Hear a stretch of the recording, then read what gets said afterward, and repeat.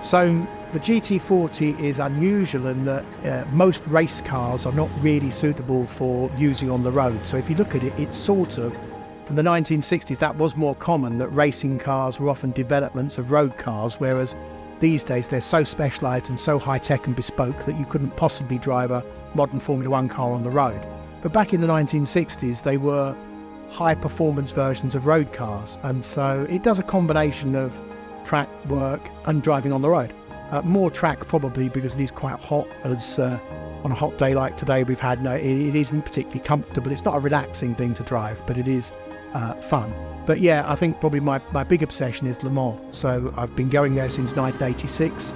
So Le Mans Classic is the big thing, where it's just like the 24-hour race, but instead of that you do 3 shorter races over the 24-hour period, but they still open up this big 8-mile circuit, which most of it is the open road. So to drive on this road is quite unusual and remarkable, because 51 weeks of the year it's shut, and that's probably the most exciting. And then there's the other things, all the other UK circuits. There's a lot more historic racing happening these days. So our local circuit is Stepperton does one, there's Silverstone, there's Donington. So it's a combination of British circuits, and Le Mans and Spa are the 2 European circuits that tend to hold historic festivals. So I'm early days with this car, and it's still breaking down on me. So you need to find a specialist that really understands these old cars and can, because you can't just go and order these parts off of eBay, or go into your local Halfords or Euro car park.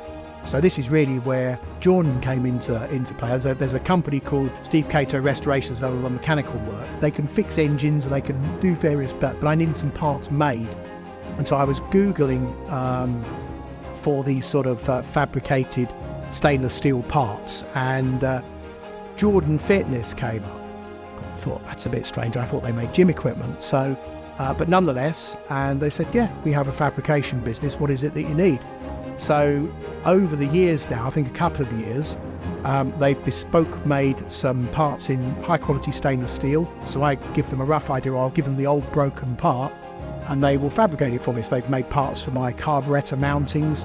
They've made some door aperture holders, so I can put bits and pieces in the car, because there's no storage room whatsoever in the car. So they created some sort of door bin covers in stainless steel, look beautiful, and do the parts so I can carry some things about. Then recently in the Le Mans Classic, there's these little flaps. There's no ventilation in this car, there's a couple of little blowers, but I brought the parts into Simon and said, can you make these? And sure enough, he's made me 2 sets actually. So one set's gone on the car, and now I've got a spare set in high quality stainless steel. So I suspect these will outlast me and the rest of the car. They're very good quality.